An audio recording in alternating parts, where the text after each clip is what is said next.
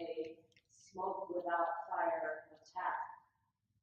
Our panelists today, I'm just going to introduce them very briefly because their bios are in your packets and I know you can all read, and I don't want to take away their valuable time, but I think the three of them demonstrate an adage I learned in education when I was an educator, that it seemed like the best innovations came from outside the field. These are all people who originally were not in animal welfare work and have all lent their expertise to this field for the better of this field. Howard Baskin has an MBA. He's with Big Cat Rescue as their advisory board chairman and several other positions. And I have to admit, I don't know if I've ever said this to Carol and Howard, but before I went for GFAS, the Global Federation of Animal Sanctuaries, before I went there for the accreditation visit, I did, of course, an internet search, and boy, did I see a lot of smoke. And I wondered what I was getting into. But of course, as an accreditor, you don't put much stock in what people are saying, good or bad, and they go through the application process. I came away so impressed with that organization as one that has a real business approach to animal welfare, business in the financial sense, where they have built up endowments for the animals in their care, much like pension plans for employees. And I also was very amazed when I would walk through the sanctuary with either one of them, that people weren't rushing up and saying, can I do this? I need your opinion. Nor were they saying, hey, what are you doing over there? And it's primarily a volunteer operated organization. So it showed me what business sense and compassion combined can achieve. My role on the panel is to give you sort of a case study of an organization that's been heavily attacked and the things that we've tried to do about it, and then at the end, a few thoughts on what you as Grantmakers might do. I need to give you 2 minutes of context so you know why we're being attacked. Big Cat Rescue is the largest accredited, GFAS accredited sanctuary that's devoted to big cats. We have about 90 cats that range from smaller cats like bobcats and servals up to tigers and lions. And we have been rated 4 stars by Charity Navigator for 4 years in a row, which only about 6 or 7% of the nonprofits achieved. We have a 2-part mission. The first part is the same mission that most sanctuaries have, which is to give the best care we can to the animals that we've been entrusted with. Most sanctuaries, that is either 100% or 90 or 95% of their mission. For us, the second part is a huge part of what we do, which is trying to solve the problem. The problem is the tens of thousands of big cats living in miserable conditions all around the country. And so that work we refer to as our advocacy work. And we do that in 3 ways, and this is what has resulted in these attacks. One is we go after individual, what we consider to be abusers. So people who breed tiger cubs, rip them from their mothers at birth, which is a torment of mothers and the cubs, and then cart them out to places to charge people to pet them, or to take pictures with them, or at their facilities to swim with them. So we have gone after the venues that they take them to, and we developed a program where we would contact the venues and the fact sheet, and then talk with them, and then if they did not understand that this was not good, we would explain to them that even if they didn't get the animals, that while they saw this draw some people, they didn't see all the people that this offended. We would show them that it offended people, and we would put out an email to supporters asking them to email these venues. And when we first started doing this some years ago, we could generate about 500 emails. It grew to, at times, over 2,000. And whether they stopped doing this because they finally got it, or because they didn't want 2,000 emails, didn't matter as long as they stopped. And we got the owners of over 200 malls, shopping malls, to stop having pet exhibits. And there are other venues that we went after, and just one other kind of an example, when Porsche came out with a new car, the Macan, that's Indonesian for tiger. So a few dealerships decided it would be cool to have a tiger in a cage at the dealership. And, you know, we just have to understand, they don't think about what that tiger's life is like. And so we contacted Porsche, and in that case, we didn't have to send the emails, they got it, and sent a letter to the dealer saying, can you please don't do this? So we've had quite a few successes like that. The second thing is we're trying to change the regulations. The regulations are very weak and virtually unenforceable, but we formed a coalition with a number of the larger animal organizations, the ones you know, HSUS, Walmart, Free World Wildlife Fund, and have submitted a 70-page petition to USDA asking them to change their rule to stop the cub petting. That process takes years. We're about 3 years into it, and we'll just proceed with that. The third effort, which is a major part of our effort now, is the federal bill, the Big Cat Public Safety Act, which would be a federal ban on private ownership and breeding. I won't get into the details of the bill, but it was introduced first late in the 2012 two-year congressional session. We got up to 60 co-sponsors in the House. In the 2013-14 session, we got up to 119 co-sponsors, and many of you may already know that most bills take successive sessions where you just continue to build support, and so now it's been reintroduced. And we and IFAW are the leads in the group on this. We have hired a lobbyist to, in the sort of there are no coincidences department. We met him when the Republican convention was in Tampa. He was the director of external relations. Well, you don't get that job without knowing an awful lot of people in the Republican Party, and he has proved to be outstanding. And so we now have 10 Republican supporters and are moving forward from there. So this is the advocacy effort.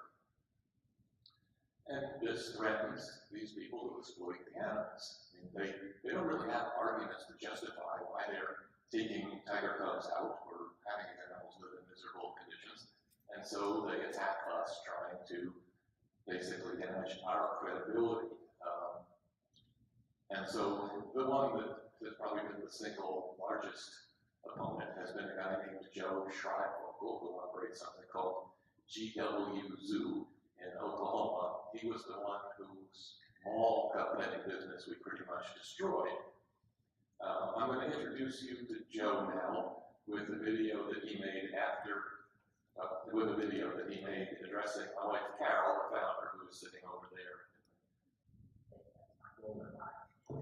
Now, for Carol and all of her friends that are watching out there, okay, if you think for 1 minute I was nuts before, I'm the most dangerous exotic animal owner on this planet right now. And before you bring me down, it is my belief that you will stop breathing. Got that? Okay.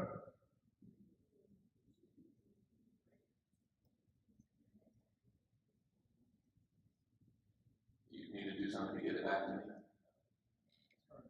Okay, thanks.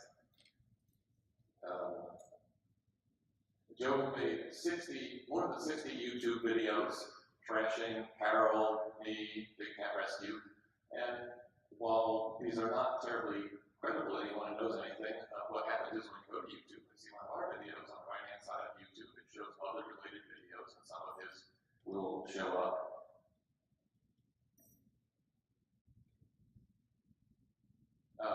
He dressed up a blow-up doll to the Carol and had the doll a number of shows, and then did this.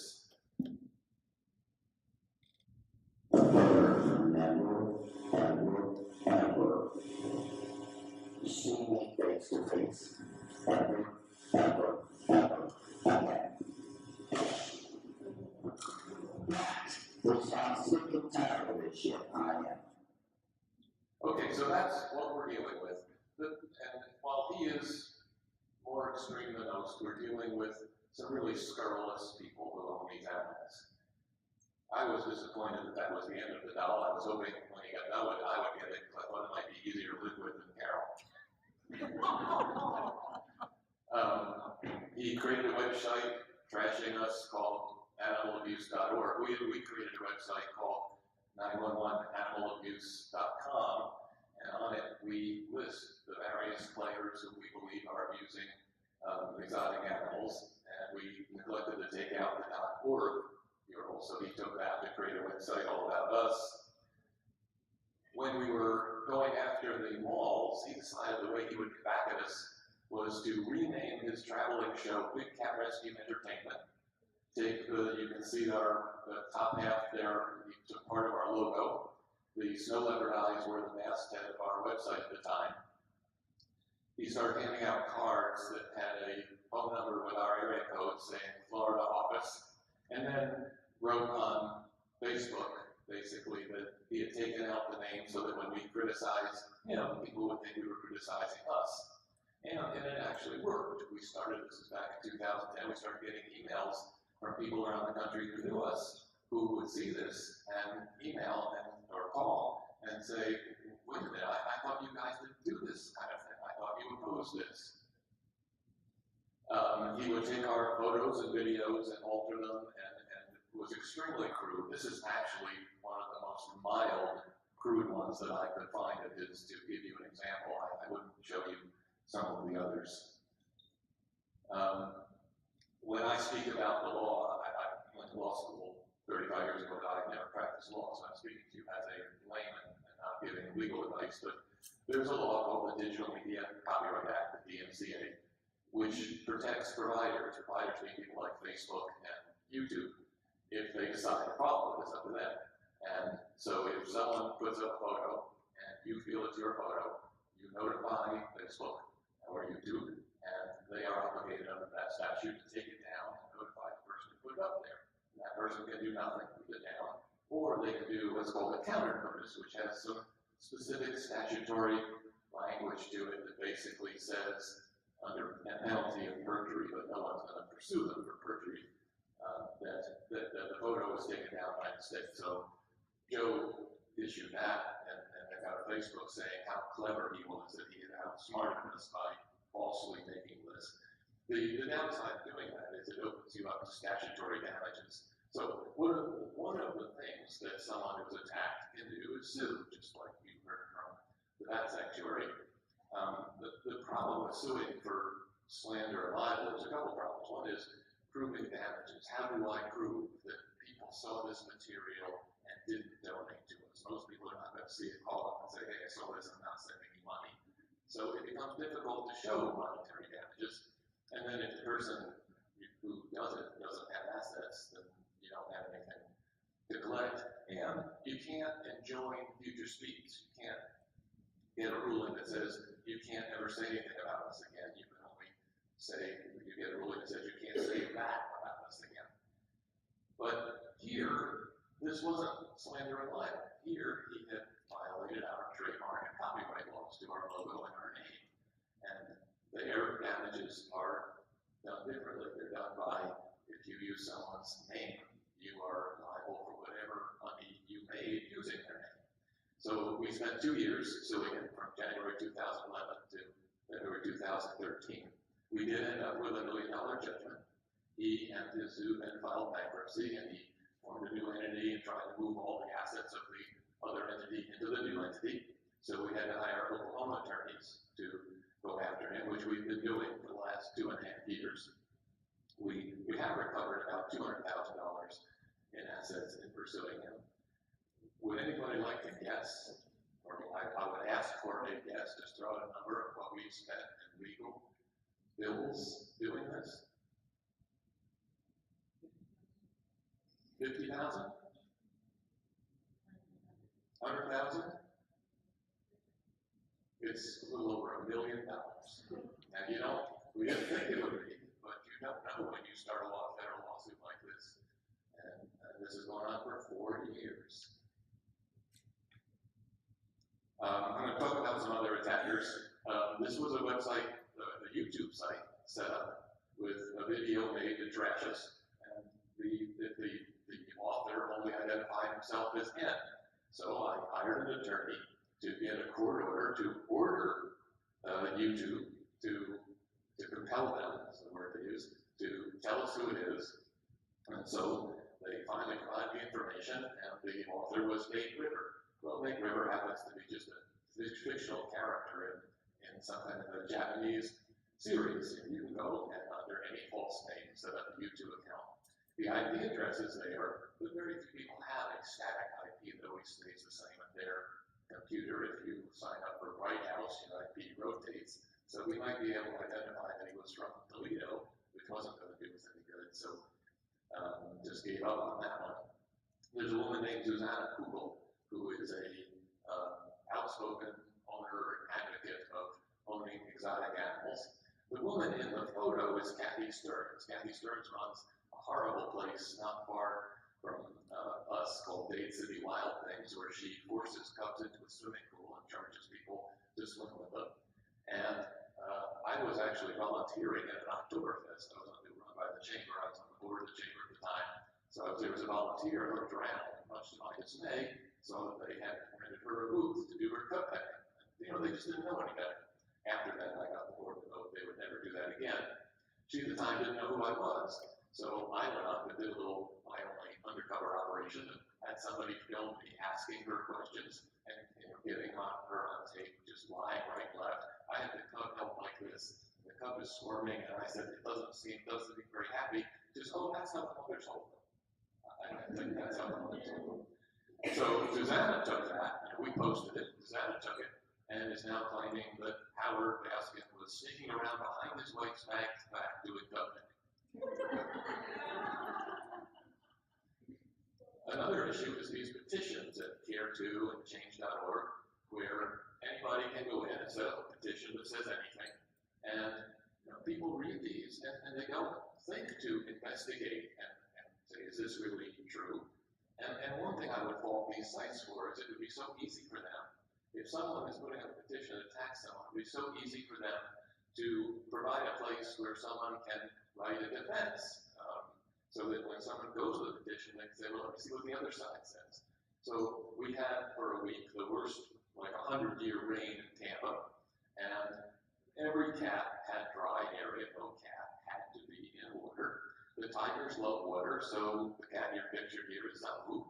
And so we got a video of her enjoying the puddle in her and around the edge of her cage. And they post this saying that, Big Cat Rescue, horrible Big Cat Rescue is forcing tigers to live in the mud. And over 1,000 people signed this thing.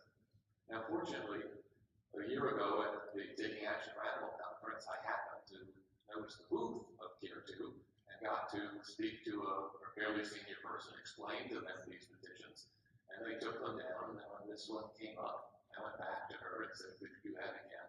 And she did take it down, but by the time they did, 1,000 people had signed it. An interesting one is this, there was this fellow Juan Garcia starts commenting. Anytime we're mentioned in the press or we comment in our press, this guy was in there, posting all this stuff, and he was setting up blogs, website. He set up this BCR watch, which some of you may recognize as modeled after Humane Watch that criticizes HSUS. And was spending an enormous time doing this. And couldn't figure out, I looked for who he was. I hired an investigator to find out. It seemed to be some 19-year-old kid in Texas who had a Facebook page that didn't get much, and didn't do much about it. And then one day I watched one of our supporters saying, engaging him, saying, well, why are you doing this? And he said, well, I supported him for 2 years, and I found out that they were lying, and so I went into our database and found indeed there was a Juan Garcia who had been in there for about 2 years, but he had never donated. And normally I don't engage these people because that's what they want. But I did, and I said, well, I don't see any donations from you. So he came back and said, well, I was going to donate. Well, I don't think it takes 2 years to decide, for an individual whether they're going to donate. So that was pretty suspicious. And then the next thing I know, he's posting that he had come to visit 3 of the horrible places in the Southeast, including, no disaffected donor is going to go visit all these horrible places and tout about them. And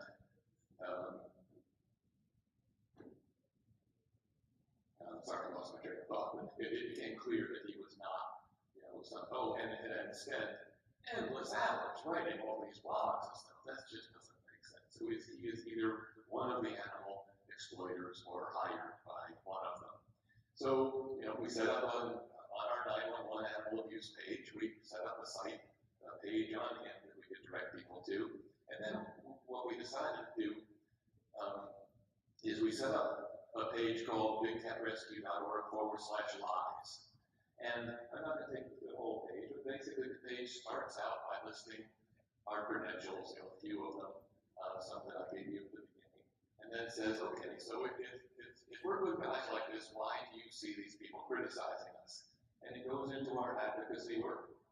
And, there's Carol and these standing people in the Capitol on one of our lobbying trips, and explains that the reason these people are attacking us is because of this advocacy work, and makes the point that they wouldn't be spending all this time attacking us if the advocacy work were not being successful. They wouldn't waste their time. And then we list, the dozen that they will most often see. And so our people who do the social media are, now what they do is when these people comment, they simply put in a comment that says, go here to see why this comment is here. And what we're doing is taking their comments and turning a 180 and having people come away, and instead of this bad impression wondering what's going on with this bad comment, have people come away and say, it's because their advocacy work is so effective, and have a positive impression from it. Now, that only affects the people who go to this page. There are going to be people who get to these horrible pages, read it, and just believe it without further investigation. There's not much I can do about that.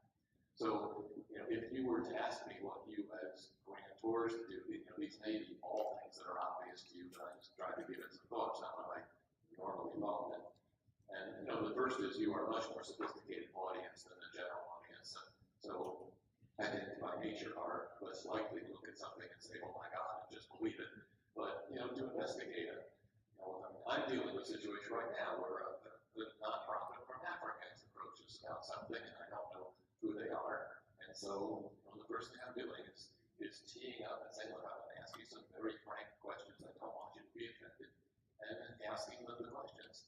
And, there are places that you're familiar with that you can check credentials, like Alex Starr, a Gender Navigator. In the case of sanctuaries, if they're accredited or verified, that's, pretty much the golden seal of approval. But I would check with GFAS if they're not, because, there are some sanctuaries that I think we would consider good places that may not be, they have not chosen to be accredited or for some reason are not, but are acceptable places, and GFAS has knowledge of them, so I would check with GFAS regardless.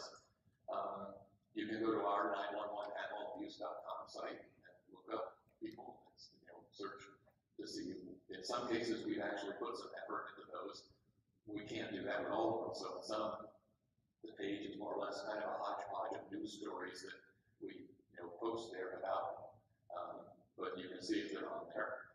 You can ask other nonprofits that you know and trust if they know about them. So I've sent emails to people I know at a couple of nonprofits asking about the group that I'm inquiring about in Africa. And the other, if you can, is to visit the facility and get your first-hand impression of the people, much like having described coming to us and coming away. She met us and seen the facility with a different impression than she had when she was reading the trash that was online. So, thank you, appreciate being here, and I hope some of this